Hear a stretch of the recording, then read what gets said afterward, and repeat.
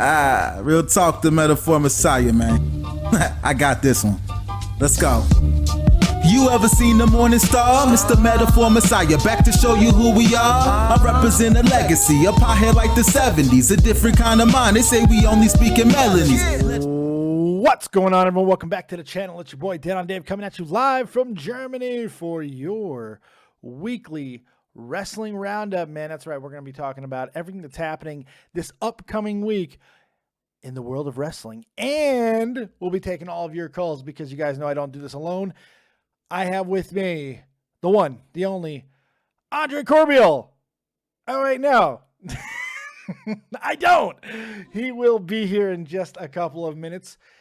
He wrote me 5 minutes ago and told me he would be in here in 7 minutes, which means that makes him 2 minutes late. Are we surprised? But we all know that the great Andre Corbeil is certainly worth the wait. So he'll be along in just a moment. And coming off of the week that was with the old wrestling, and there was a lot of stuff that happened last week, both good and bad. I think ultimately WrestleMania week and the things that happened afterwards on Raw and SmackDown has to be looked at as a big win for WrestleMania, man, for WWE. I mean, the whole shebang-a-bang, really. They killed it. In a lot of ways, they did crush. They crushed in a lot of ways. There were some missteps, but overall, I think very good stuff. And now we have the promise of a, not to use a pun here, but new day, because the rosters are about to turn around and become something new. We're going to see some new matchups, some new people going to different brands. It's going to be awesome, and I can't wait for it, man. I think it's long overdue. It's what could save the brand split in a lot of ways, which I think ultimately, when you look at the ratings, especially for SmackDown, has to be looked at somewhat successful at this point. The whole damn thing, somewhat successful, I would say. Here's how questions are going to work tonight, guys, because Skype, you never know what we're going to get out of Skype. You never know if it's going to work. You never know if it's not going to work. So how it's going to work tonight is very simple. If I can't take the callers, which probably won't be able to, I am going to take your questions on Twitter, right here in the chat, and on Discord in Wrestling Questions. In my Discord, there is a text chat called Wrestling Questions. Jump in there, put any of your questions, they will get answered. Well, while we're waiting for Andre Corbeil to grace us with his presence, how about a little shout out to everybody who joins us here, everybody who gives this channel the juice that it so desperately needs. Sleeping Angels, Terry Snow Queen is here, making sure all you monkeys stay in line. Gaming Fault is hanging out, so is Kirsty Graham. Garth is here, so is Carl Gebney, Michael K, Mark Parrish, all kinds of people. Thank you guys so much for hanging out, making me a part of your Sunday evening. Makad is here as well, all kinds of good people. Really appreciate you guys coming out. And if the shout out wasn't enough, and you can see I'm really starting to stretch here to make you like, come on, Andre, let's go, motherfucker. Let's get a move on here, pal. Let's go ahead and have a tease, because if you don't know, on 4/20, Real Talk, the Metaphor Messiah has a brand new song called War Games. You want a taste, don't you? I know you want a taste. I feel it. I can tell. So here's your taste of War Games, the newest song by Real Talk, the Metaphor Messiah. Check it out. Real talk, they gon' know the name. Cause if you step up in this cage, then it's War Games. It's time to stand up. Ladies, put your hands up. Wanna lock me up, but I'm too smart for they handcuffs. Got a bad bitch, she swear to God that she be feeling me. That's right. War Games will be out on 4/20. Smoke a bowl and listen to this song in its entirety on bandcamp.com. You gotta check it out, man. You gotta check it out. Sexy man muffin that is Real Talk, the Metaphor Messiah. So the big thing that's going on in everybody's mind right now is, of course, is who's going to be moving brands. Who's going to move? Who's not moving? Who's staying put?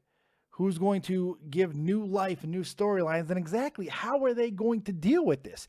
They're not using the word draft They're using SuperStar shakeup. Why? Because it's marketable. It's a very marketable name. So you use it, and it's a good name to use. Why not? It's freaking great. So what does that mean? What the hell is a SuperStar shakeup? What are they going to do? Is it just going to be trades? Are they going to do matches to determine who goes where? What are they going to do? I have no idea. No idea. Couldn't tell you. It's going to be insane. So we're going to see what they decide to do with it. And I think two big names that everybody's talking about, we might as well already start to go into it, and we will catch Andre Corbeil up when he does arrive. Good Lord. Is Roman Reigns and AJ Styles. Those are the two big names, because I think everybody's expecting them to switch places. Roman Reigns looking to be the guy on SmackDown, with AJ Styles getting a promotion and going to Raw. Now, here's the thing. There's been so many reports over the last week that those plans have changed multiple times. Roman may not be going to SmackDown now. AJ may not be leaving SmackDown now. In fact, now there are talks of tag teams invading SmackDown, both the New Day and, of course, the Club with Anderson and Gallows, which would give us a reunification of the AJ Styles version of the Club. So many possibilities, but what are they going to do? I have no friggin' idea. Not a clue. I really don't. And I'm trying to, look, I know what I would do. I know exactly how I would handle things. The first two moves I would make would be the two aforementioned moves that I just made. Yeah, I think I used proper English there. I don't know.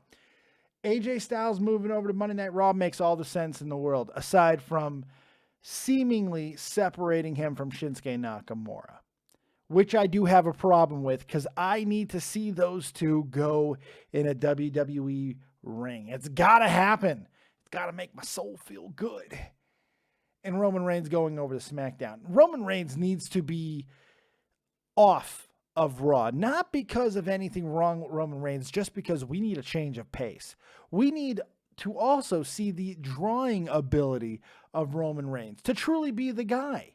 Because you've got a lot of people, Seth Rollins, you have the ongoing authority angle if that ever comes up. You got Brock Lesnar.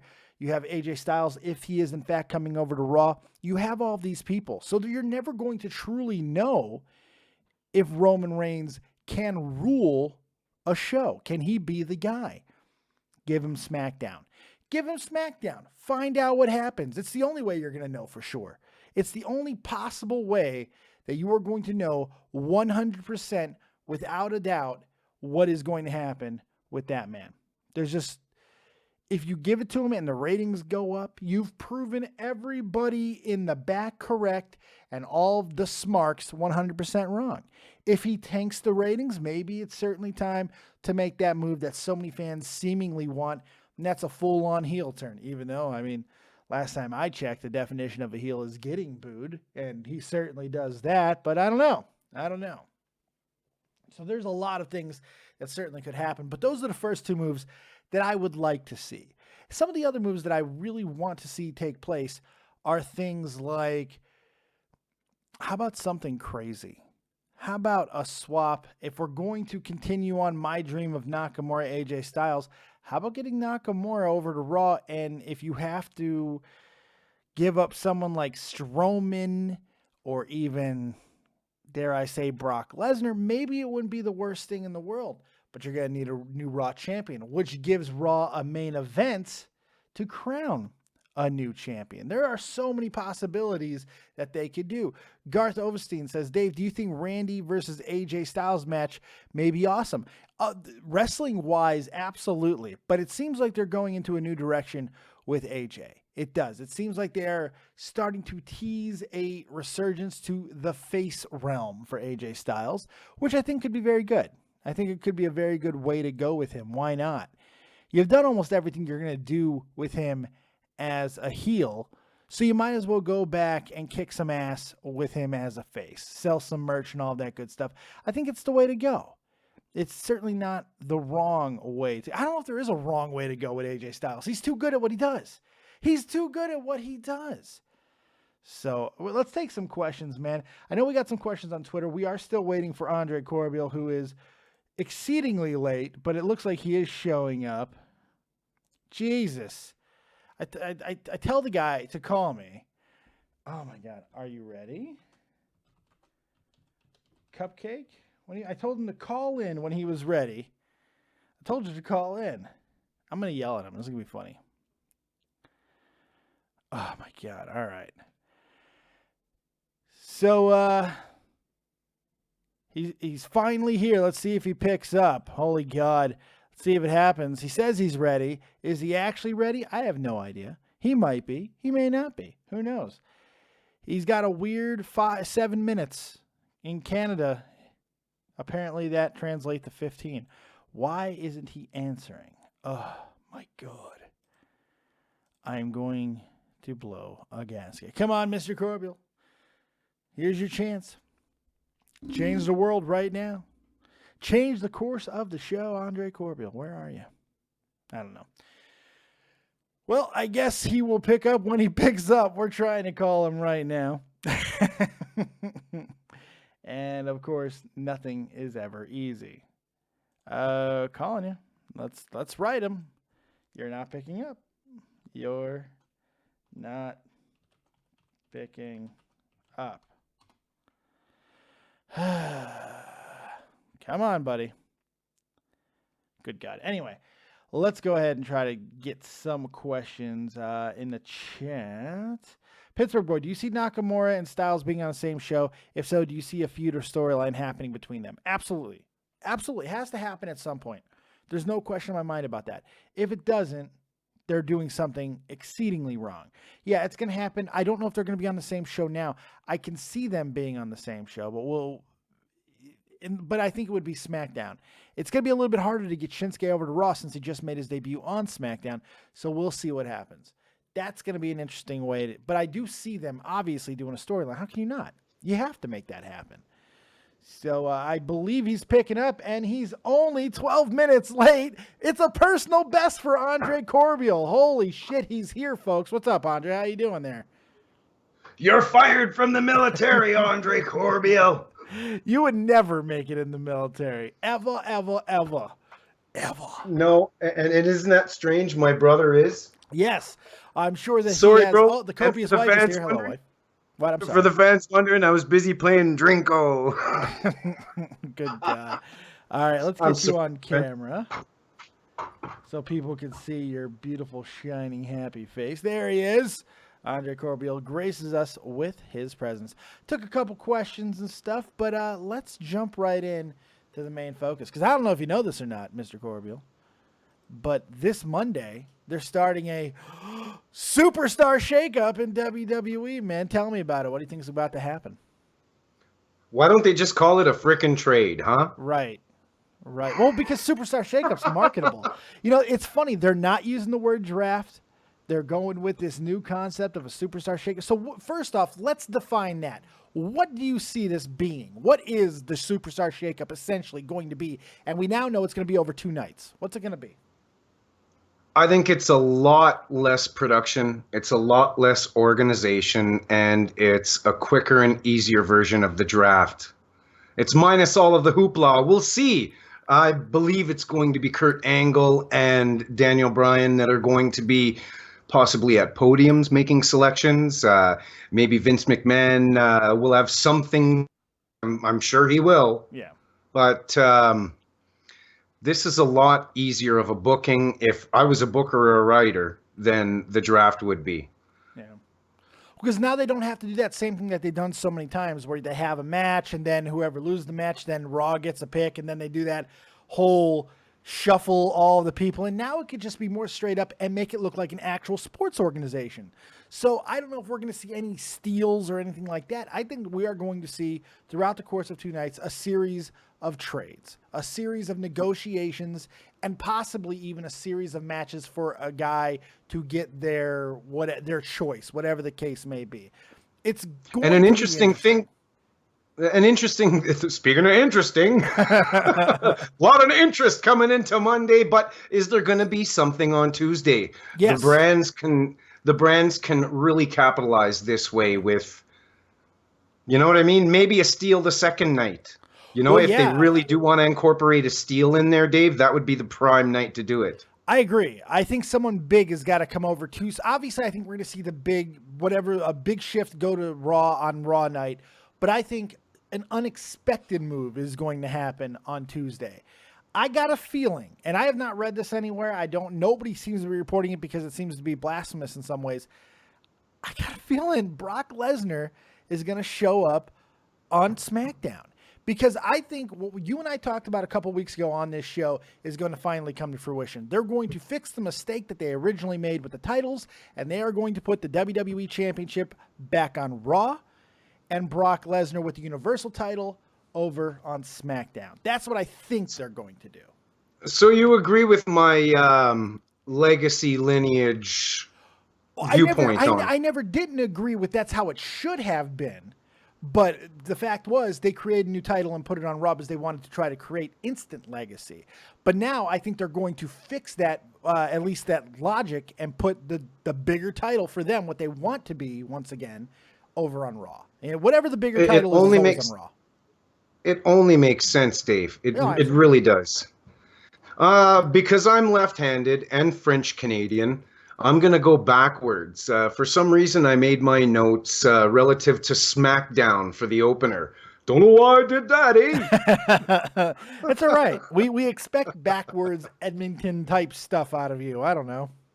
Well, you know, first things first, I think if they're going to do a trade, or if they don't do a trade and just outright do it, Charlotte Flair is switching brands. Oh, no question. I think it would be a smarter booking to have her as like a steal Tuesday night or whatever.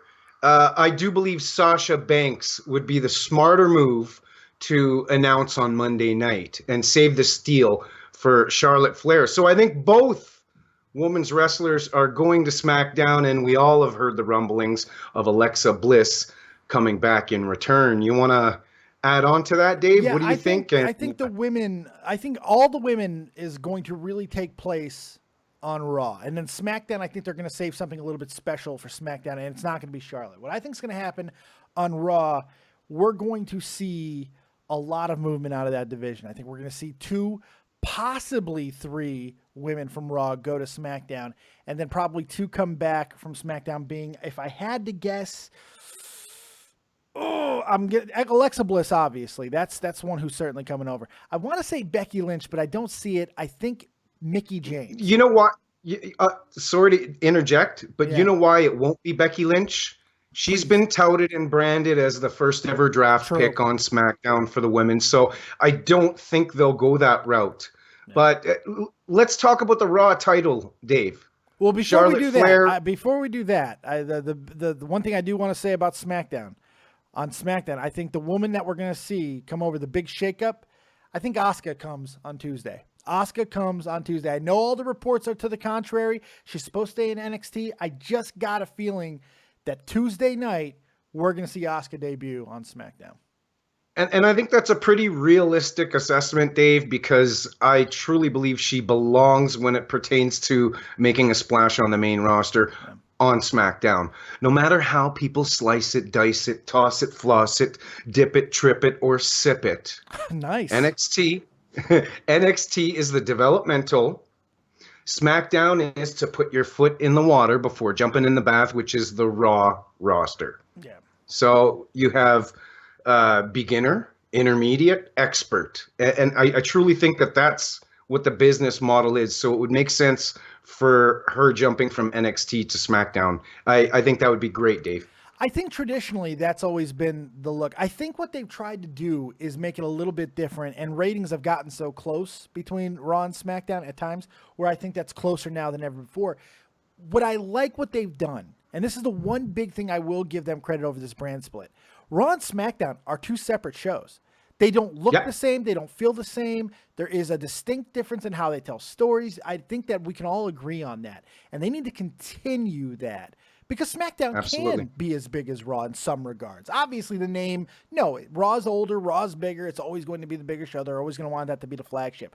But SmackDown can, and we've seen it be a hell of a show. And I think that can continue with people like Shinsuke Nakamura and Asuka and all of these type of people that can come over there and really take that place to a new level. And like you said, lineage is important, and that's why it makes all the sense to bring the WWE Championship over to Raw and continue to build a lineage for the I was gonna say fruit roll-up title, but I don't. Well, obviously there'll be a blue Universal Championship if they do that. But here's the thing: even though the Universal title will be on SmackDown, one would have to assume one of two things is going to happen.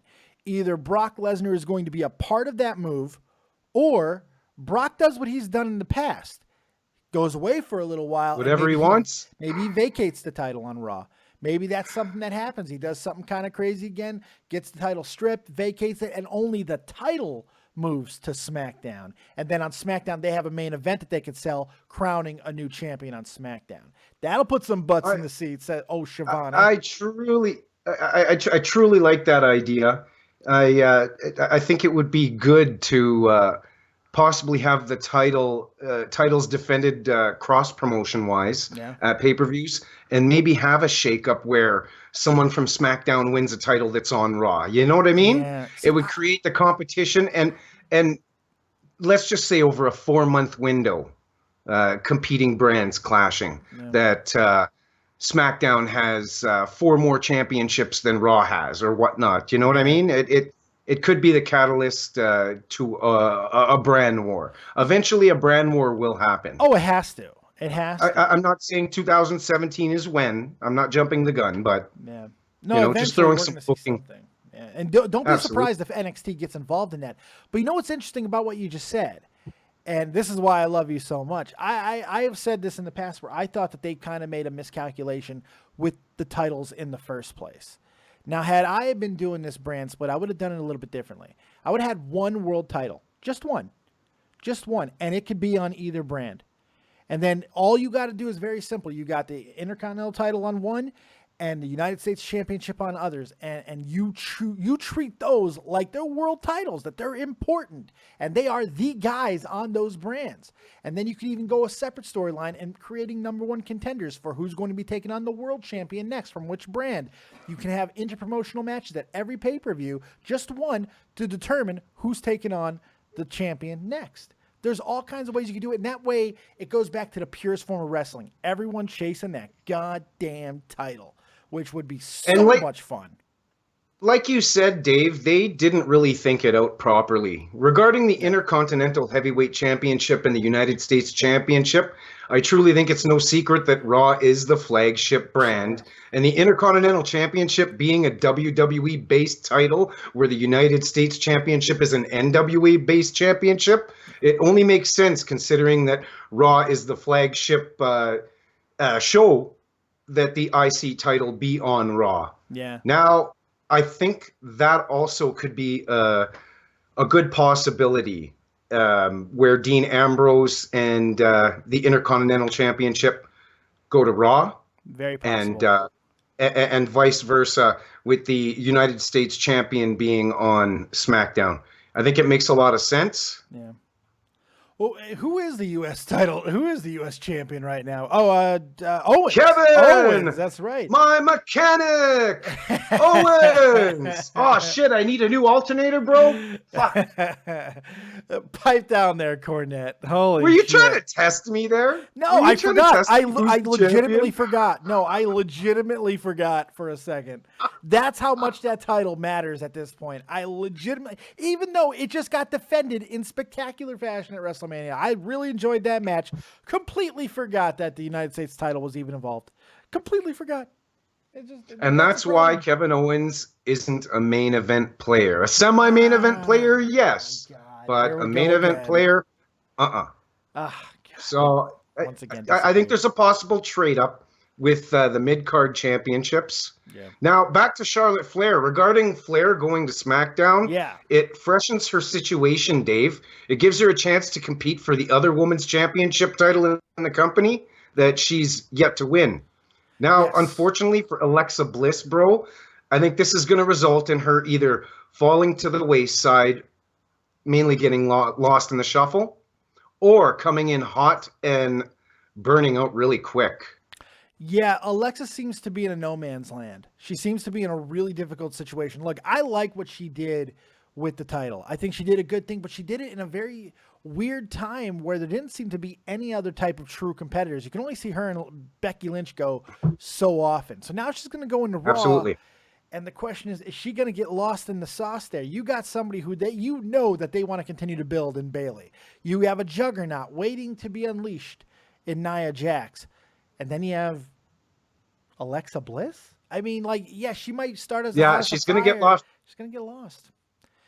But she's going to get lost in the shuffle. I agree. And then Charlotte on SmackDown, I think it's not going to be long before either this Naomi thing runs its course. I'm not a huge fan.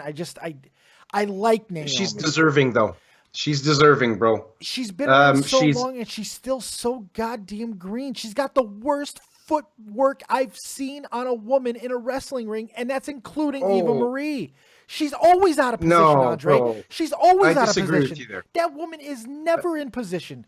Always out of position. She relies on her athleticism to get herself back in position, and that's why most of her moves look sloppy as fuck. They look terribly sloppy, and they shouldn't for a woman that athletic. She is so athletic. Outside of Athena or Ember Moon, I don't think there's another. Maybe Charlotte, but that's a different sort of athleticism, by the way. Completely. Yes, but Charlotte is out of position quite often too, bro. True, but she's such a good mat wrestler, man. I love her mat wrestling. Let's not shy away from the fact that Charlotte Flair is still new into the business, technically. But some people would say, no, Andre, you're crazy. She's going to stay on Raw and continue to build that Raw Women's Championship legacy. She's so far ahead of everybody else when it pertains to championship title reigns and that championship that she could go over to SmackDown for 2 years and still come back to Raw as the most multi-time reigning and defending Raw Women's Champion. So I think it makes sense. There's only two things that I am 100% sure of. Two names that I'm sure that are changing hands. It's Charlotte going to SmackDown, Alexa Bliss going to Raw. Everything else, I have no idea. I really don't. I thought you were going to say death and taxes. No, sir. We know those are Speaking of championship. Yeah. Sorry, bro. No, you're good. Speaking of championship title reigns, the New Day or the WWE Raw Tag Team Championship longest reigning champions. Boy, that was hard to say. That was. We seem to struggle. Just like Charlotte, these boys can head over to SmackDown, compete for a championship that they've yet to win, etch their legacy on that championship title and in that brand.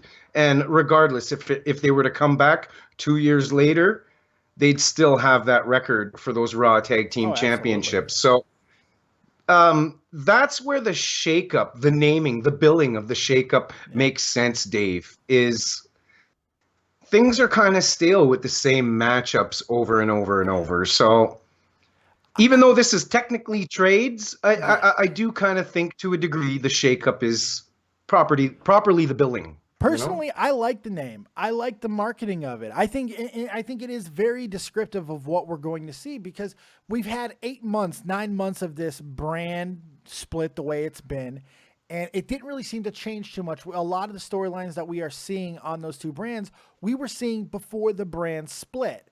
Now they have a chance with guys who have come up from NXT, with guys who have re-entered the company to legitimately start some new storylines. And I think we're going to see it more in the tag team and women's division than anywhere else. Because if there's been one failure with SmackDown, and I think SmackDown's been hit or miss more than people want to give it credit for anyway. But if there's been one major miss on SmackDown, it's been that tag team division. That tag team division, who is there? They completely dropped the ball with American Alpha because simply they had nobody to have a feud with. The Usos are coming on strong now, but again, who are they going to fight? Enter the New Day. Enter the New Day, who no longer need their presence on Monday Night Raw, no longer need that. They had, maybe Cass and Enzo are coming along with the New Day as well. I think that's a possibility. But Raw with the Revival, they've got tag teams. 4 days. I don't think there's do stuff. I don't think there's a tag team in WWE for at least a decade. When it comes to my perception, Dave, that I thought was okay coming out, and absolutely got sick of and tired of Enzo and Cass. Isn't that disappointing? I don't mind Cass. I truly think he needs to Enzo. break away from Enzo. Yeah. Enzo is Scotty 2 Hottie 2.0. Yeah. Just mouthier, lippier. I'm sorry. He's just one of those guys that if I was to deal with someone like that daily in everyday life, I'd end up knocking him between the eyes, Dave. Yeah, no, I get that. I got a lot of respect for Enzo personally. I know a lot about his backstory. I've seen a lot of the documentaries about him. There's actually quite a lot of footage about him and how he got discovered and everything. It's actually kind of an interesting story. The dude has busted his ass, and he's another late bloomer type guy too, by the way, because everybody except Eva Marie busted their ass. That is very true, but in different ways. Eva, come on, man, don't hate on Eva. I know, I'm being hard. You're so mean to Eva. She's. Gorgeous. I'm glad she's gone, bro. Now it's another spot. It's another spot that someone more talented, like Emma, you know what I mean, can have the light shone upon her. I hope they handle Emma right. Say what this you time want about Eva Marie, but I would eat ice cream out of her butthole. I'm just saying. So would I. Like, just soft serve that shit like Caravel. Just go ahead, man. Just swirl that shit into my waffle cone. I don't care. I am getting a disgusted look from the copious wife. Wow. I would. Now, let's 180 this, Dave. Let's 180 this. From swirling the tongue in the ass to good old Christian in-ring talent, the phenomenal one, AJ Styles. Let's talk about the big guys, yeah. It's no secret that Vince McMahon, over the course of the last 6 to 8 months, has really felt strongly about bringing AJ Styles to Raw. Don Tony, who we're going to have on the show soon enough, Dave, shot a segment on the Don Tony and Kevin Castle show regarding AJ Styles not being in too prominent of a spot at WrestleMania this year. It's debatable. I think it's debatable. I really do. But next year, he will be in either the semi-main event of WrestleMania or the main event. Yeah. Look, there's two guys that you could put AJ with next year, like instantly. Three guys really. I think three matches he can make an argument would be a main event for next year. Him and Seth Rollins, him Shinsuke Nakamura, him Brock Lesnar. Boom, we're done. Take a smoke break. Money. Come on. But now AJ's an interesting case. I think there's two names that are probably the most interesting. It's his and Roman Reigns. We'll talk about Roman in a second. But AJ is exceedingly interesting because all the reports and rumors that are coming out right now is that maybe he's staying put on SmackDown and they're actually going to bring Gallows and Anderson over to him, which I find interesting because that would be a different type of shift. I don't think it's the worst move in the world. Because if you want to rule SmackDown with a dominant club type brand, I think that could be an interesting storyline with AJ leading the way. They could do that as is with Finn Balor coming back as well on Raw already. Yes, they could. Very easily. And can you imagine AJ and Balor being a part of the club at the same time? Something that never happened in history. Balor left, AJ took control of the ship. Yep. So that would be interesting, wouldn't it? It would be now, AJ Styles, extraordinarily interesting. AJ Styles was a class act rolling into WrestleMania season when he could have been booked in a much higher profile match with a different opponent. I truly think him and Shade made the best of a lower card WrestleMania situation. AJ was glad to work with Shane. You could see it. Well, how could he not be, I just expect AJ Styles to blaze a trail on Monday nights, becoming one of the biggest stars. And like I said, I agree with Don Tony. AJ will be either main event or semi-main event for WrestleMania 34. Now, ultimately, I don't have any issues with any of these trades, these rumors that my sources have provided me. I just hope there are a few surprises on next week's SmackDown regarding this roster shakedown. Oh, hey, buddy. I think we're going to see more than a few shockers. I think we're going to see some interesting. I think the first thing, they're going to kick the door open. I got a feeling the I hope first so. thing they're going to do on Raw is Reigns for AJ Styles. Call me crazy. Wouldn't that be beautiful? It would be. Wouldn't that be beautiful? As I was saying before you showed up, I think it's time to find out if Roman really is the guy. And the only way you're going to find that out is if you put him on the lesser show with less viewers and see what the viewership With more does. wrestling. With more wrestling. But most importantly, you see what the viewership does with him as the guy. If it maintains or goes up, guess what? You've just been proven right. You've been proven right, and Absolutely. I love you hugging your pussy. Keep doing it, Andre. It's gorgeous. But if he tanks and the SmackDown ratings tank because of him being there, well, then it's easy enough. You make him heel. You go ahead and do whatever. God damn, that's funny. You got a parkour cat. Look at him. He's just doing his thing. Amazing. When he was smaller, he used to sit on my shoulder around. Hey, 10 years ago, bro, I had a cat that I could put on my shoulder and go for a bike ride, and he'd stay on my shoulder. Really? He's gone now, but that's some this clinging is, pussy this is right Tony, there. everybody. I've heard of clinging pussy, but Tony. that's a Tony. Tony the Tiger. So you're one of those people who name animals real names. Yes, because he's a part of my family. This is my son. Fair enough. Fair enough. We call our cat, that's not even our cat, Mr. Asshole. Because he is an asshole. You know what we have in common, Dave? What's that? Both of our children's eat food. Both of our children's. both of our children eat cat food. Wrestling fans, when Dave and I were first testing waters, when building and uploading and all of that lovely stuff that comes around building a show, that was the tester video that Dead On Dave sent me, was a video of his daughter eating cat food. She did. She did. She totally did. She ate that shit. It was amazing. Our cat is doing this thing. He's bringing us mice every day because he's an outdoor cat primarily. Oh, he loves you. Oh, he's every day. And now he's cutting these fucking mice in half, Andre. He might be a serial killer. There might be some sick problems going on. I'm a little bit worried that he might be crazy. And he just sits there too. He kills the mouse and then he sits there and he just looks up at us like, "Yeah, look at this. You proud? This is for you." He's paying homage. He's paying homage. And my wife, she just puts them in the dirt, not buried. No. She makes a cat fucking like Guantanamo pile up of dead mouse bodies.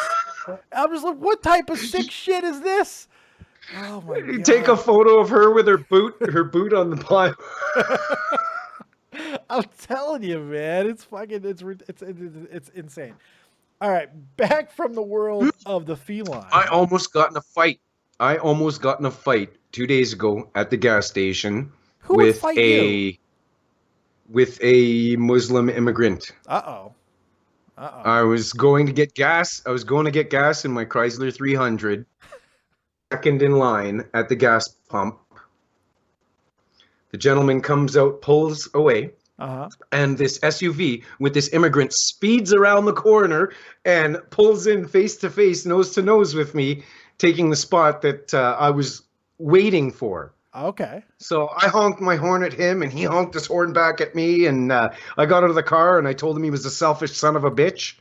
I backed out, squealed my car around, went through the back alley, came to the other entrance of the gas station, and pulled to the gas bar that was right beside him, and filled up my car, glaring at him right in his fucking face. We ended up going in the store, standing in line, back to back from each other, just glaring. I love that all of the problems that you had with him had nothing to do with the fact that he was an immigrant, just that he was an asshole. Most of the time, that's how it goes. He's just an asshole. I love it. Yeah, he was like, "Fuck you, buddy." Oh, God. Yeah. Nice. Who would fight you? Look at you. You're adorable. You're absolutely adorable. I just want to pinch your cheeks. My wife wants to pinch something else, but we're not going to talk about that. Yeah, I know it. I know you. I can see you eye humping that, man. You stop it. Stop Crotch it. cam. Crotch cam on the next Ask Andre Corbeil and Dead on Dave show. Oh, he is blushing. Look at that. Oh, he's Who's so blushing? You're blushing. Your goddamn nose and upper cheeks just got red. Yeah, look at him. He's so cute. Okay, so. All right, that's right. So, Roman Reigns, that's the other big one that a lot of people are talking about. Do you think he's going to be switching brands, or are they going to stay the course with good old Roman? They've invested way too much into him to feature him on the #2 brand. Ooh, really? See, I don't know. Capital gain. That's what this company is all about. Whatever they put in, they want to. I think Andre just died. I don't know what just happened. I don't know what just happened to Andre Corbeil, but I think he's dead. And look at that wonderful view. I think here's the thing. Ultimately, with what Andre's saying, it's very traditional type thinking. And I don't know if WWE is going with the traditional nearly as much. Let's try to get Andre back here if we can. I don't know what's going on with Mr. Corbeil's stuff. Now it's completely disconnected. So that's not good. But I think a lot of what he's saying is based off of very traditional thinking in the wrestling world. And I think that the WWE is actually, with the brand split and with some of the things that they've done that we've talked about in the past, with the Universal title being on Raw, and same thing with the Intercontinental Championship being on SmackDown, and all of these type of things, it seems like they're trying to create more of a equal footing where they're trying to get away from that type of thing. So I'm not exactly sure that they're in a hurry to stay the course with anybody, let alone Roman Reigns. Because the fact is, Roman could use a little bit of a cooling off period right now, and SmackDown might be the place to go to achieve that. Now remember, just because these guys are making a move and they're getting traded, that doesn't necessarily mean that they're gone forever. It doesn't mean that they're not going to be coming back. In fact, I think that we might even see a guy at some point do something a la John Cena back in one of the first drafts where he was traded the same night back to Raw, from SmackDown back to Raw. He was traded like twice in the same night. I think we could see something like that. Somebody who goes to SmackDown on Raw and then maybe comes back to Raw the next night. Something like that. I would not be shocked. Let's take some questions. And I know we got some people on Twitter. So let's see what questions we might have on Twitter while we're waiting for Andre to unfuck his goddamn awful connection. Quicksilver TD on Twitter says, biggest move in the SuperStar shakeup, a dream match for them, e.g. Finn to SmackDown and Finn versus AJ. Finn going over to SmackDown makes sense. Finn makes a lot of sense for that role just because the fact that he just came back and there's not a whole lot for him to do. While he's back, there's obvious connections with Samoa Joe and Kevin Owens, that whole situation, if they want to put him right in the Universal title spot, which I think that they could certainly do. And that makes sense to me on a lot of levels. But if they want to go a new direction with Finn Balor, why not go ahead and send him over to SmackDown and see some of the things that he could do with a guy like Shinsuke Nakamura, with a guy like a Bray Wyatt, a Randy Orton. I think there's a lot of possibilities that they can do with that situation, and just a new angle for Finn as well. Just a new way to go, a new direction. That might not be the worst thing either. So good question. I appreciate that. Let's look at some of the people on the Discord. Let's see here. Jesus Christ. Pittsburgh Boy, do you see Shinsuke and Styles being on the same show? We already talked about that. Big Boss has no respect for my Discord questions, and he's a dick. Michael K, do you think we will see Shinsuke and Cena at SummerSlam? It seems like all of the indie darlings go through Cena and give him a good match. No, but only because we're not going to see Cena until 2018. My prediction that I'm going to give right now is that, and it's not a very shocking one, we don't see Cena wrestle a match the rest of 2017.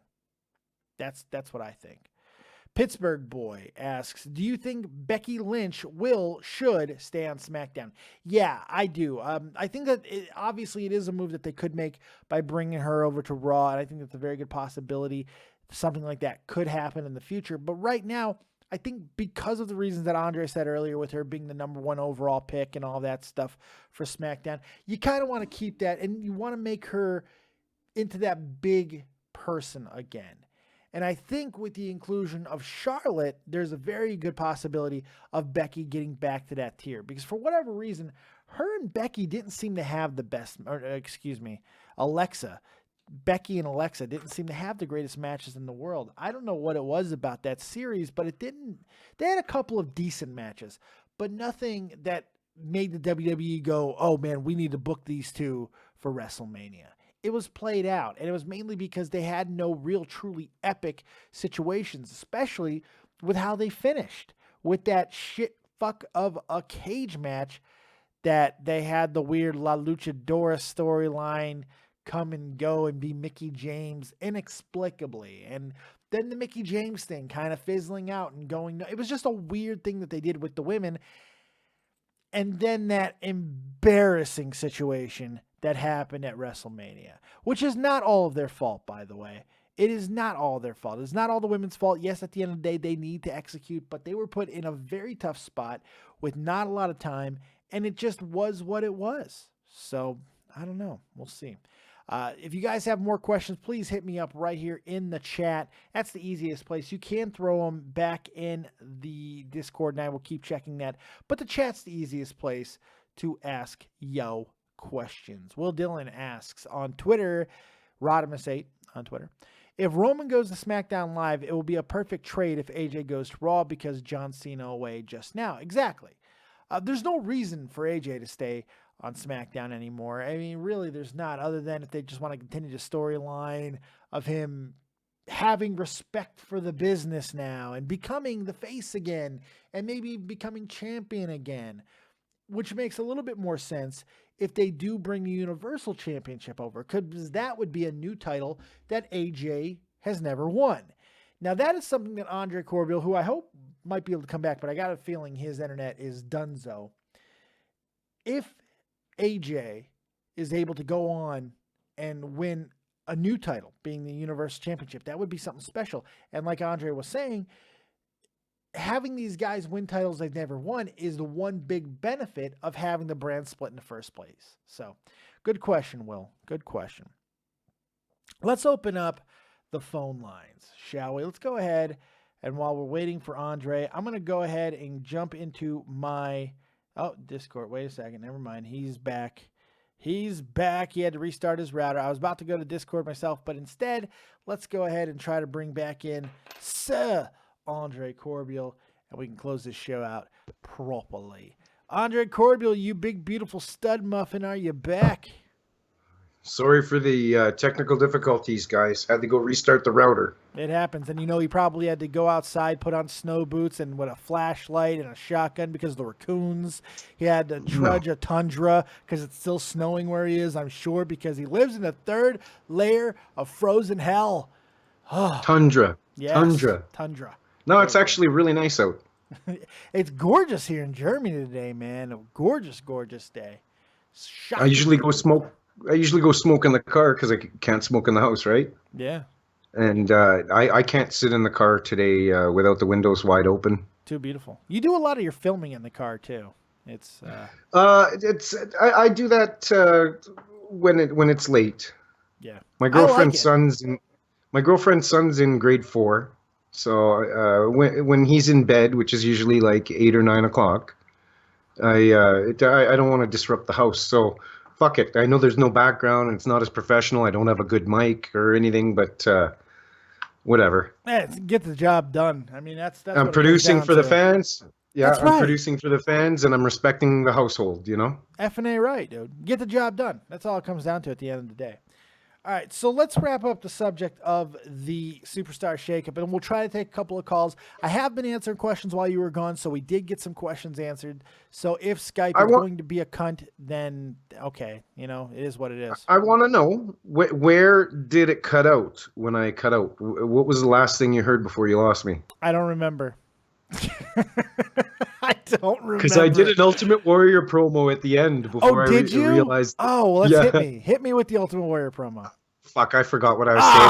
Oh, you prick. It ended in a nosedive, though. Did you do the weird snort? You should have definitely done that. I love those promos. I love those promos. Oh, I missed that shit. Skydome. Take the plane into a nosedive. When the spirit of the warrior comes down from the heavens. Sorry, I had to clear my throat. And his dark side didn't even cut it. Like, it came out of nowhere. As soon as they announced that feud was going to happen, he instantaneously went from over good guy to instant bad guy. Yeah. Just like there was like, yeah. There's a couple of guys that had such. 3 guys come out to my head that you never knew what you were going to get out of a promo with them, but you knew it was always going to be entertaining. The Ultimate Warrior is one of them. Randy Savage is another one. You never knew where he was going to take a promo because he'd start out talking about the man in the ring, yeah, and then the madness taking over. And that was the stuff he was doing in WCW. But back in the day when he was the Tower of Power, too sweet to be sour, and all of these things, and sometimes he'd be with Liz, and sometimes he'd be with Sherry. And the Macho King, can you feel it? Yeah, oh God, I love him. And the other guy is Jake Roberts. Jake the Snake Roberts. It's every time that man got his eyes on a camera, and you just couldn't look away. Captivating. His eyes, just his eyes, and the way he would talk. I don't know if there's ever been a better guy. You know who I put in that same bracket, but it differs, Dave, because it wasn't a psychology-based promo by this other superstar. Yeah. But I think he's on the level of Jake the Snake when it comes to cutting promos, and that was Jim Cornette. You know what? From a passion standpoint, I don't think you're wrong. I don't think you're wrong at all. Do you know how hard it is to talk that fast and not flubber up? Yes. I will never take that away from Jim Cornette. I kind of base my style off of that. When I get going, if you've watched the show, I like to speechify at times, as people have come to call it. You're very good with wordplay. And I like to get going on a little bit of a tangent. I like to really go and roll and not slip up on words. That's all Cornette. That is what he does. Look, some people are disappointed with what he did at the Hall of Fame. I'm going to give Cornette a hell of a lot of credit for that speech because he kept it on the Rock and Roll Express. He didn't use any bullshit tactics of going on tangents or rants or self-promoting of himself. Class act at the Hall of Fame for Jim Cornette, and it was a fun little speech. That's why so many wrestling fans for so many decades have been perceived as trailer park trash, because there's always that type of fan that is all about shock, and if it's not about shock value, it's shit. Yeah. Some people can't handle sappy, feel-good moments. They just hate on it for some reason. I'll never understand those type of people. And I'm not saying that if you're that kind of person that it's wrong or anything. It's just I've never understood where those people are coming from. Yeah. Rain on paraders. I think that's been always my issue with the Lucha Underground and the Broken Hardys, because I feel like that's what it is most of the time. It's just that how can we out exaggerate ourselves? How can we out glorify ourselves? How can we out shock the audience every time? And I just think there's a limit that you can do. That's always been my biggest problem with it. Because what are you going to do? How far can you go? Because now they've already murdered people. So what are you going to do from there? You murdered people. Especially in society where it only takes 10% of the population to shut down the norm for the other 90% of the population. Yeah, no, I agree with you there. You have all of these groups. I think I'll just use a Jeff Jarrett promo from Nitro, for example, talking about women need to be barefoot and pregnant, cooking and doing dishes in the kitchen, and that drew great heat. Yeah. Wrestling nowadays can't really do that. They can lightly dabble in it, but they really can't go balls to the wall deep into wrestling. Will never really have another boom period unless society changes in that regard. You're so right, and you're even more right than you even know. And I wasn't going to talk about this, but since you brought this up, because I find it very interesting. the sensibilities of people right now are so fucking askew that this situation with Mauro Ranallo, who I legitimately do like, even though I think he is a little bit of a kook on Twitter. Thank you for bringing this up. By the way, you know, he came up in this city, in this territory. Mauro, you know that, eh? Yeah, I did. I know all of his Canadian roots, and he's amazing. He's a great sportcaster. After the original Stampede folded, there was Stampede Extreme or whatever it was. He was the commentator for that. But go ahead. I'm glad you brought this JBL situation up. Go ahead. Yes, because JBL, as most people know, all the time, if you want to talk about a guy that on camera commits to his character, it's JBL. For good, bad, or indifferent, he plays that heel. Sometimes it'll be more of a fair-leaning heel, but it's always heelish in nature. And he plays it 100%, whether it's on that Bring It to the Table, whether it's on Twitter, he always plays it. And he's good at it. It's what he does. JBL has had some questionable things that he has done in the past. Some hazing tactics, some things that at the time were very acceptable, bullying, things of that nature. Some more extreme than others, some more exaggerated than others. But overall, JBL has seemed to have owned up to most of the accusations brought upon him. It's one of the reasons why he probably still has a job, to be completely honest, because he doesn't see the bullshit about it too much. He's like, I did what I did. It is what it is, blah, blah, blah, blah, blah. Now, he is I'm sorry, go ahead. Then how come Bill DeMott, who was in a similar situation, had to resign? Because it's the those same couple. Yeah, it is. But here's the thing. The stories with Bill DeMott were fresh. The JBL stories. And here's the thing. It's interesting that you just said that. The JBL stories are now coming to bite him in the ass. Because if you don't know, he is catching a lot of blame for Mauro essentially being gone from the company now. There's a lot of word that he is not coming back, and his contract expires in August, which I find weird because Mauro himself said not 6 months ago that he had multiple years left on the contract, but I don't know what's going on with that. But nevertheless, JBL is getting a lot of blame for a lot of the on-air stuff that you have seen between the two and some of the things that he's done on Twitter, which has been vicious. It has been vicious. He has gone viciously after Mauro, but I've always taken it with a grain of salt because it seems like it's storyline. It doesn't seem like there's anything personal, but more stories have come back, and now the mainstream media has picked up on this, Andre. And guess what? It's entitlement, Dave. It is. It's entitlement from... What are they using? But what are they using, though? This is what I find interesting. They're using all the stories from the past to bury him in the future. JBL, mark my words, because Mauro... he's going to lose his job over this. As a commentator coming in and doing SmackDown, he hasn't been in the company that long. Yeah. So this isn't old stuff coming to bite him in the ass. This no. You misunderstood. You misunderstood. No. He definitely did something wrong tomorrow. There's no question about that. But if you watch all the mainstream reports, they're burying JBL with all of the things from the past. And even Josh Roberts is coming out and stating stuff while plugging his book. Justin Roberts or whatever? Roberts, excuse me. Yeah, Justin Roberts. Of course, all the while plugging his book while doing it, but he is coming out and stating the same things. They're using... Nicely done. I'm just saying. Everyone's got a motive, man. Everyone's got a motive. But ulterior Dave, most of the time. This is entitlement. Oh, yeah. JBL made Vince McMahon a shitload of money in the 90s on the stock market, and he did it again in the early 2000s. So this is a man that thinks his job is secure no matter what. So this is entitlement. And this is a guy that doesn't think his job will go anywhere. He doesn't have to have any accountability for his behavior. When you instruct John Morrison to steal somebody's passport that will ultimately result in them not being on a tour, missing out on money, and having to deal with the office. That's fucking with somebody's family, livelihood, and more. So this guy, like I posted on Twitter 2 hours ago, I've heard enough stories over the years.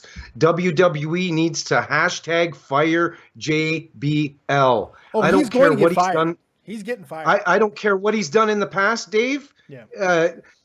Like I said in my tweet, there's no work environment that this would be acceptable in. None. I agree with that.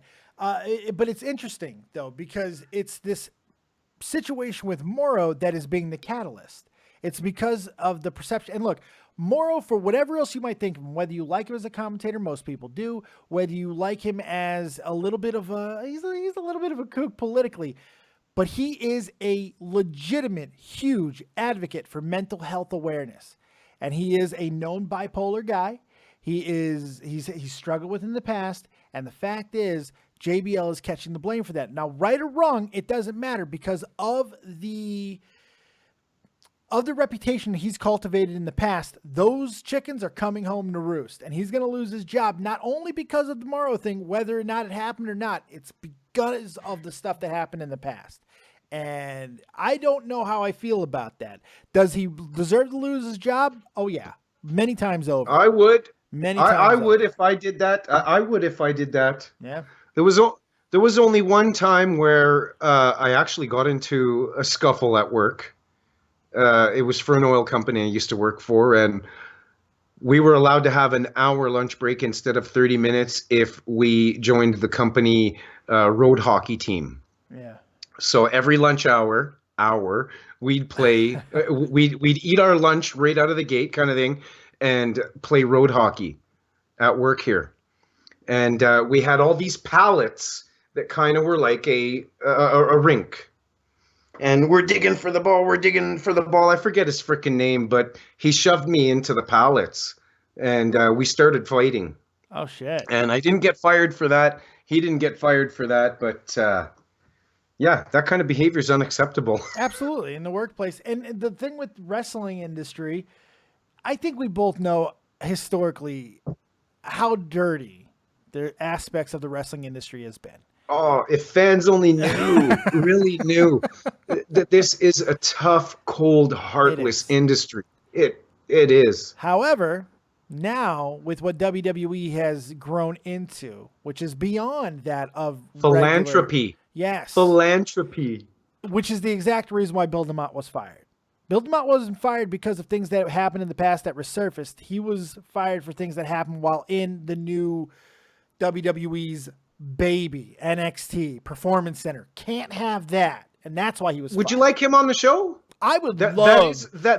That is a talent that I do have the means of getting on the show. I am a big fan of Bill DeMott. I do think some of the things that he was accused of, if provable, which some of it apparently was, he would deserve to be fired for. That being said, he's a great wrestling mind. I don't know him personally. Think of a hockey, baseball, basketball, or any football, any type of locker room environment involves some shaving cream in your underwear, maybe a skid stain on your sock, or true. You know what I mean? There's some hazing, of course, but I mean, some of the stories that were coming out was that he got more than just hazing. He got physical with people. Now, he has denied all of this, at least the physical, like, I didn't punch people, I didn't rough them up in those. Look, it's a physical business, and he does walk up to that line. I would love to talk to Bill DeMott. I've always been a fan of his. I think he's a fantastic worker. I like him personally. The dude's all friggin' man. I mean, I would love to have a conversation, but I won't pull punches, Andre. You know me. I will ask him straight up questions about this. If you bring him here, I'm going to ask him some uncomfortable questions. I'm going to let you know something, though.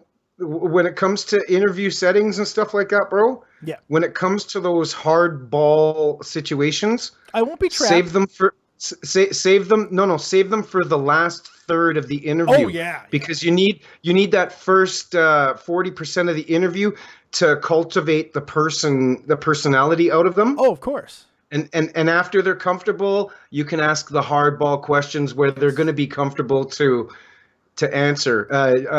It's never good in the beginning of an interview. I hear so many people that try to conduct interviews that have a superstar there and they go right for the throat. That's how you get an interview canceled. I mean, that's how you get an interview gone in 5 minutes. Now, you've done a few interviews with me now, and you've seen how I work with people and how I talk to them. I try to get a relationship. I get them to know that I appreciate what they do, and then I'll hit them a little bit harder. I don't mind doing that. And if I get any resistance, you notice I back off. I come in. I love interviews. I study interviews. I love them. I fucking love them. And if you do that on the last third of the interview, the content's usually a lot better. It's usually a little bit either. You know, I don't want a gotcha moment. I just have some questions. You know, I think he's fascinating. So Yeah, he is. He is fascinating. Fascinating guy. I'd love to do that at some point. You Excuse want to me. try and take some calls? Do we even have any calls? I haven't opened up the phone line officially, but I have. Eric taken Young's some online questions. right now. Eric Young, you want to get EY in here? Holy shit! Eric. Yeah, let's go through the Rolodex of Andre Corbeil. Let's just piss off wrestlers that you know. How much fun would that be? Hey, we're live on a no-name channel. You ready to talk, EY? Have you banged Nikki Cross yet, EY? He would be the best guest to bring in for a hockey show. Oh, I'm sure. Oh, I'm sure. oh. And congratulations. Congratulations, EY. Your fucking Leafs made the playoffs. Yes, Yay. let's get, you know what, not to talk about hockey too long because everybody will leave because nobody wants to hear about hockey ever. But Isn't that horrible? isn't it? It is. I agree. But let's give a little bit credit because last year, correct me if I'm wrong, there were no Canadian hockey teams in the NHL playoffs. And this year, Edmonton and Toronto have made the playoffs. Are they the only two Canadian teams? And Montreal. Oh, that's Montreal. I forgot. Yeah, Ottawa. Jesus. I believe Ottawa. Did Ottawa get in too? Wow. I'm not I sure. think you're right. I think they did. I haven't been paying I think attention Winnipeg. too hard. I think Winnipeg and Vancouver are the two Canadian teams that are ixnay on the playoffs. Oh, shit. We can take calls again. For some reason, Skype is working. It's amazing. Let's take a call, Andre. You ready? Yeah, that face says yes. 405, you're live with Dead on Dave and Andre Corbeil. What do you got? 405, you're blowing it. You're upsetting me. You've hurt my soul, 405. Going once. Going twice. You suck. Okay. All right. Good try. We tried. That was not a good putt, 405. Just a bit outside. Ottawa and Calgary, Ben says, did not get in. So, oh no, Calgary. No, wait, did they? I don't know. I can't fucking tell. Calgary. I believe they have 8th spot right now in the West. Let's see. Now I want to know because I'm not sure. But there was no teams last year. Now they're all in. It's freaking crazy. I believe if the Oilers win tonight, they win their division. Oh shit! Isn't that fun? In the Atlantic, Montreal, Ottawa, and Toronto all in. And yeah, so you got those three: Columbus, New York, And then Edmonton and Calgary. Chicago, Minnesota, St. Louis, Nashville, Edmonton, Calgary's eliminated. No, wait, no. Calgary no, I'm sorry. Excuse me. No, excuse me. Edmonton and Calgary both in. Yeah, sorry. If Edmonton wins tonight, they win the division. Isn't that nuts? And it'll be a battle of Alberta in the first round. Like, I can't ask for anything better than that. That's Goldberg versus Goldberg. That's Lesnar versus Lashley right there for me. Save your jizz. Save your jizz, my friend. So let's go. Let's try to open up the phone lines. If you want to call in, now's the time. We'll see if we can get some Skype calls in. If not, we have answered some questions. Hopefully we got yours, and you can ask a couple more in the chat. But let's open it up. On Skype, David Vancura, DavidVancura. And, of course, that number, 702-751-2902. Andre awaits you. Yes. While we're waiting, Mr. Corbeil, any final surprises? Let's say you had your wildest dreams answered on this shakeup. What happens? Bobby Roode de Bras. Ooh. They're not. Even though it's not going to happen. No. There's too many interesting. That sounded like a fantasy-based question, so there's my answer. I like it, but yeah, there are too many intriguing matchups down in NXT now for Bobby Roode, man. There's some. Cassius Ohno and him could be fun, but I like. I'm so disappointed they brought Chris Hero back. You're not a hero guy, huh? Oh yeah, you hate fat guys in shirts. You hate fat guys in shirts. Why are you hating on Chris Hero? When you're in a position where you could be on top of the world and you let yourself go due to bad habits on the road, that means that your career isn't as important to you as it should be. You're not wrong. You're not wrong. But he's turned into a guy that, God, I know that he's big and portly and all that stuff, but I watched that match that he did at NXT. That guy could just move, man. The guy could just flat out friggin' move. But he'll have a much better career if he would have done what he was told to do the first time in NXT. He would have been a member of the Shield. He would have been a member of the Shield. He would have been the third guy he was supposed to be, but it was his physique and his unwillingness to take care of his body that got him tossed, and Roman Reigns comes on in. So. And fans, I like the person. Yep. Don't get me wrong. I do like the person. He used to do videos, funny videos where he'd be traveling in the airport. He'd run into Shane Helms or who else? Joey Ryan. You know, just that. I like his personality. I just, if you don't want to hold and lock that spot that you have down, then you don't belong there. I agree with that to a point. I do. I'm right now. I'm holding up on screen the Chris Hero DVD that I got from WrestleCrate.co.uk, where you can get your own. Right now, you got a couple more days until the deadline hits. You can go Wednesday, as a matter of fact. And if it's your first block, go ahead and use promo code DeadOnDave to save 10%. Easy as that.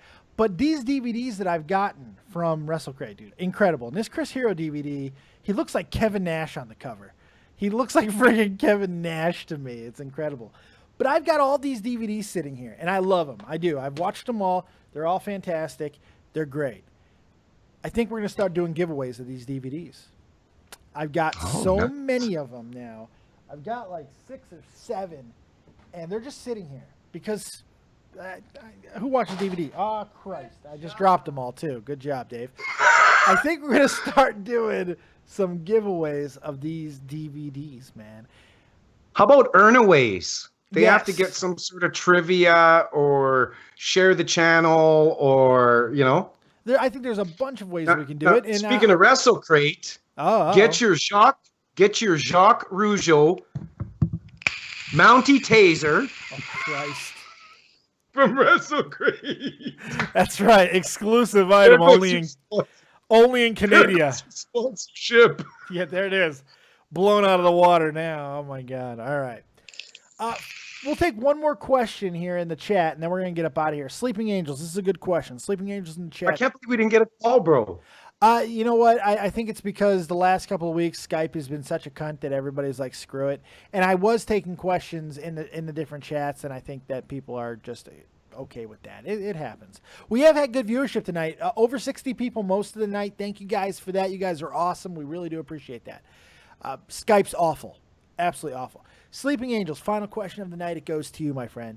Do you think Sasha Banks needs to go to SmackDown Live and turns heel? Andre? I like that. That was a very short answer, Andre. I was expecting a little more. I was going to let you answer that while I was picking up DVDs. Oh, okay, I'll give you a little bit more. I'll give you a little bit more. Within the Raw Women's division, her matches and opponents have been recycled and recycled and recycled and recycled. It's the right move. Like Wilford Brimley said, pertaining to Quaker. Oh. Sasha Banks, she's the right thing to do. I thought you were going to say diabetes. The wife's down here by the table. Come here, baby. Don't go away. Show everybody where you are. No. My wife's on her knees underneath the table. She's gonna get mad and chop off my dick. That's all I have of the song. It's not. She's gonna perform some shit like Sable. No, not this under wife. The table. Come here, pretty wifey. Show everybody your beautiful outfit. You look beautiful. God damn it! Show the world. All right, fine. All right, I'm gonna go try to have sex with my wife. I think that's about gonna wrap it up. Andre, anything that we missed? Oh, by the way, if people don't know, Andre Corbeil content, really not only this, but ACS, the Andre Corbeil Show, which features yours truly, as along with Rob Kimball, and the guy that I always forget the name of, son of a bitch, I'm terrible with that. John Ritlin. Yes, John Ritalin. Our Q&A guy. John Ritalin, as I like to call him, John, because he looks like he takes a lot of Ritalin. Great guy, great wrestling, but he's a little weird. He looks like Moby on a lot of fucking Ritalin. It's kind of, I'm just saying. And I'm gonna get that guy has a memory like an elephant. Yeah. He really does. I wish I could remember things on the level he can. And a face like Elephant Man. No, I'm just kidding. I like John Ritalin. He's a good guy. But that content, the weekly Andre Corbeil Show, you can now also find at all of our individual channels. Rob Kimball, he's uploading it. So am I. So is Andre. And I believe John is also uploading as well on his channel. So you can find it in 4 different ways. Now, you might be asking yourself, what does that do for viewership? 4 times the viewership, you guys. Come on, don't be crazy. It gets our name out there. It shows everybody that we are one cohesive unit that loves this content, and there is nobody above everybody else except for Andre, who's our boss and will fire us if we're Team, shut up. He's a goddamn dictator. He is a sod. Slave driver. He's a sod. Why do you think I got the taser, the Mountie taser? It is my life's mission to get the most views every single week. That is, I just want bragging rights, bitches, bragging rights. But you can find the content here, and I'm very proud to have it on here. Andre, thank you for allowing me to do that. I do appreciate it. It's our show. It's to be honest with you, I wouldn't even mind changing the name of the show, the name for the show. Oh no, whatever, it's the Andre Corbeil Show. No, you gotta stop with that shit. Show. It's the Andre Corbeil Show. Look, you are Andre Corbeil, and that name means something in this industry. Even if a lot of the fans may not be aware of it, a lot of wrestlers are, and that's the important thing. And goddamn it, one day everybody is going to appreciate that, because Andre Corbeil is legitimately, in my mind, the best guy right now going in the wrestling journalism world, just outside of After. Don't beat me up, Bill, but come on, you trained him, you know him, he's amazing. I don't think there's anybody who has cultivated as much trust with wrestlers as this man has, and there's just, go watch the beginning of the Andre Corbeil Show this week and watch him talk to the crowd at his organization. I'm gonna fuck this up so bad. RCW. I botched that segment up. I loved it though. You did botch it a little, but it was great. I love your passion, dude. It's so much fun. That's because the promoter, the promoter of RCW, I said told it right. me we need a commissioner segment. Get the fuck out there. You should do a gimmick where you take a piss on the crowd. That would get over. What happened is, while Matt Hart was fighting in a match, this Bangkok Adonis from Thailand, Kato, abducted its then girlfriend, storyline wise, right? So that night, I ended up suspending Kato from the promotion for 30 days. Mm-hmm. The next night in Red Deer, which is a different city, Kato showed up in complete drag as Katrina. Nice. And he fought for the RCW Women's Championship title that night. So that's what that whole segment was about. I liked it personally. I think you should do a gimmick where you pee on the crowd and it'd be like, it's golden shower time from Corbeil. Corbeil's golden shower. It'll get over. It'll get over. I'm telling you. It'll get over. It'll get over. Like no joke. Harry Smith, the British Bulldog, wanted me to be his manager at one of the shows we did. Oh, that'd be he wanted me to dress up in a cowboy hat with leather chaps. Yes. With leather chaps, and come out with a teddy bear like Norman did in WCW. Oh, I like that. That'd be interesting. I told him to fuck himself. That's the man who could tell a heart to go fuck himself. That's pretty good stuff. He came up with this idea when we were watching one of the UFC pay-per-views at a restaurant called Buffalo Wild Wings. And nobody knows what that is. Nobody knows what's a Buffalo Wild Wing. I don't think anybody knows what that is. It's a big fucking corporation out there. Everybody knows what that is. Oh, okay. I don't know if it's. Yeah, we still don't even have a fucking Popeye's chicken out here. Oh, really? Yeah. 1.3 million people in the city, and we don't have a Popeye's chicken. That's some bullshit. Popeye's is too good. That's too good. Oh, it's way better than KFC. I agree. I haven't had that in a very long time. All right, I think we're going to wrap this thing up, my friend. On that note, make sure you check out Andre Corbeil on his channel, Andre Corbeil, right here on YouTube. Also on Twitter, Andre_Corbeil. Keeps it simple. That's the way you got to be.